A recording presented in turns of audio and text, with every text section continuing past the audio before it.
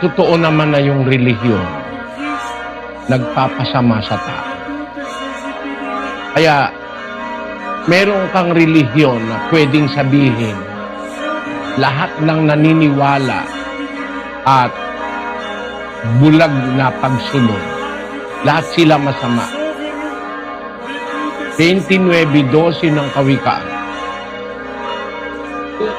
Kung ang puno ay nakikinig sa kabulaanan, lahat niyang mga lingkod ay masasama. We cannot deny what God have said. Yung Diyos na nakakakita ng lahat ng puso.